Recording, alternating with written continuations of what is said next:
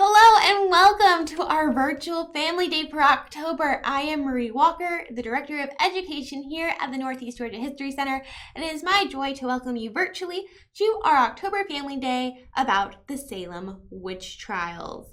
So we have a lot of really interesting things in store for you today. Right now, I'm going to give you a little bit of a brief overview about the witch trials. So there was this witchcraft craze which was going through Europe from about the 1300s to the end of the 1600s.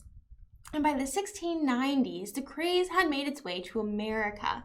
So the Salem trials began just as the European trials were winding down. Many practicing Christians and those of other religious beliefs had a strong belief that the devil, an evil spirit, could give certain people, known as witches, the power to harm others in return for loyalty to him. A fear of these witches living in a community could lead to a witch hunt, or a search for a presumed witch. And once a person was accused of witchcraft, there would be an investigation or a trial to see if this person really was a witch. In January of 1692, Reverend Parris's daughter, Elizabeth, age 9, and his niece, Abigail Williams, age 11, started having fits. They screamed, they threw things, they made strange sounds, they contorted themselves into odd positions, and a local doctor blamed the supernatural. Another girl, Anne Putnam, age 11, who was a friend of Abigail and Elizabeth, also experienced similar symptoms, and then these symptoms spread even wider to other girls in the community, including Elizabeth Booth, Elizabeth Hubbard, Mary Warren, and Mary Lewis. On February 29th, under pressure from magistrates Jonathan Corwin and John Hawthorne, the girls blamed 3 women for afflicting them: Tituba, the Parris' Caribbean slave; Sarah Good, a homeless beggar; and Sarah Osborne, a poor elderly woman. Osborne claimed innocence, as did Good, but Tituba confessed, saying, "The devil came to me and bid me serve him." Tituba confessed probably to save herself from certain conviction by acting as an informer. She claimed there were other witches acting alongside her in service to the devil against the Puritans within their community. As hysteria spread through the community and beyond into the rest of Massachusetts, a number of others were accused, including Martha Corey and Rebecca Nurse, both regarded as upstanding members of the church and the community, and even the 4-year-old daughter of Sarah Good was accused.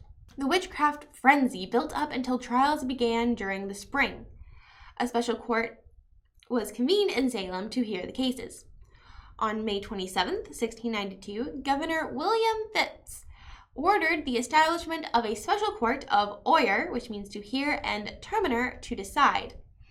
The 3 accused witches were brought before magistrates, Jonathan Corwin and John Hawthorne, and questioned, even as their accusers appeared in the courtroom in a grand display of spasms and contortions, screaming and writhing. The first convicted witch was Bridget Bishop, who was hanged at Gallows Hill in June.